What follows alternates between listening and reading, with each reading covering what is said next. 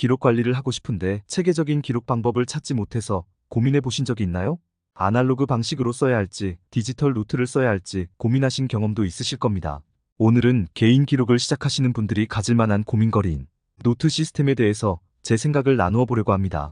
많은 분들이 기록을 처음 시작할 때 체계적인 시스템을 갖추는데 신경을 많이 쓰십니다. 저도 그랬고요.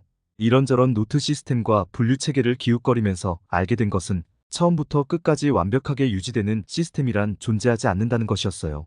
디지털 기록을 할 것이냐, 종이 노트에 쓸 것이냐도 장단점이 있어서 한쪽에 정착해서 쓰다 보면 항상 다른 쪽이 더 좋아 보이죠. 다양한 노트 시스템이 존재합니다. 디지털 기록도 에버노트, 원노트, 노션 등 다양한 방법론이 있고 아날로그 기록도 블렛저널, 다이어리, 프랭클린 플래너 등 여러 가지가 있습니다. 도구에 관심을 너무 많이 가지거나 완벽한 시스템을 세팅하는데 너무 집착하다 보면 새로운 도구를 접할 때마다 노트 시스템을 바꾸고 싶은 충동을 느끼게 되더라고요. 에버노트를 쓰다 보니 노션이 좋아 보이고 노션을 쓰다 보니 소소한 불편함이 있던 차에 원노트가 더 좋아 보이고 그렇게 시스템을 바꿀 때마다 기존에 쌓여있던 노트를 모두 옮기는 작업이 만만치 않더라고요. 시간이 갈수록 노트가 많아지니 전부 옮기는 것도 포기했습니다. 결국 개인 기록들이 여러 시스템에 분산되는 결과를 낳았습니다. 올바른 시스템을 갖추는데 너무 집착하기보다는 모든 기록을 한 곳에 전부 모으는 데 집중하는 게 필요합니다. 기록이 한 곳에 모여 있으면 관리도 수월하고 일관성 있게 기록을 쌓아나갈 수 있습니다. 백업도 용이해서 효율적으로 데이터를 보존할 수 있지요. 기록이 분산되어 있으면 필요한 정보를 찾기 위해 온갖 곳을 다 찾아보아야 합니다. 이것은 기록이 없는 것과 비슷한 상황이죠.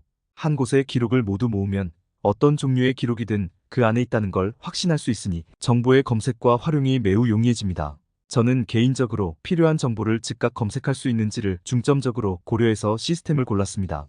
기록이 점점 쌓일수록 특정 정보를 찾는데 필요한 시간이 점점 더 길어지죠.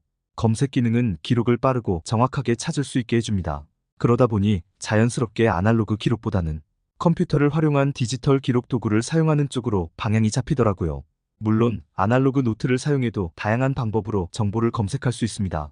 주기적으로 색인을 업데이트하고 태그를 붙여놓는 등 정보를 검색하기 위한 다양한 팁들이 나와 있는데 기본적으로 아날로그 노트는 순차 탐색의 도구이고 랜덤 억세스에 최적화되어 있는 도구는 아니라고 생각합니다. 체계적이고 완벽한 시스템을 추구하는 분들의 현실적인 고민은 새로운 정보를 어떤 기준으로 분류할 것인지에 대한 기준을 세우는 것입니다. 저는 주제 분류는 나중에 따로 하고 일단 인박스에 모든 내용을 모아둘 것을 권장하곤 합니다. 새로운 정보는 대개 예상치 못한 시점에 충분한 시간 여유 없이 들어오기 마련입니다. 그럴 때마다 이 정보를 어느 폴더 어느 섹션에 보관하지? 를 고민하는 것은 인지적인 부담입니다. 메모가 부담스러우면 계속하기 힘들지요. 차라리 어떤 형태의 정보든 한 곳에 다 모아놓고 나중에 필요에 따라 분류하는 것이 효과적이죠.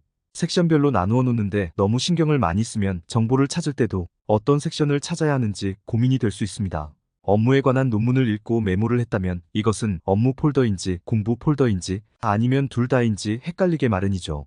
입력할 때나 출력할 때나 모두 효율적이지 않은 방법이니 섹션을 너무 정교하게 나누려고 하지는 마시기를 권하고 싶습니다. 저는 일단 모든 정보를 스마트폰 메모장에 저장합니다. 제 삼성노트 필기장, 사진첩, 그리고 통화 내역, 카카오톡, 녹음기 앱이 인박스 역할을 하는 것이죠. 메모를 급히 해야 하는데 도구가 없을 때는 손바닥에 쓰기도 합니다. 그리고 매일 저녁이나 그 다음날 새벽에 정리해서 워드 파일에 날짜별로 이어붙입니다.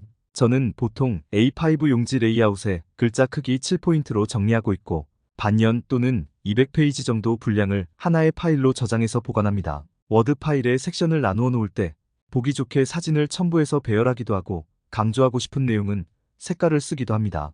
꾸미기를 잘 못하니 예쁘진 않아도 제 눈에는 잘 들어오니까 그 정도면 만족하는 거죠. 다만 나중에 검색할 수 있도록 키워드를 잘 챙겨 넣으려고 합니다.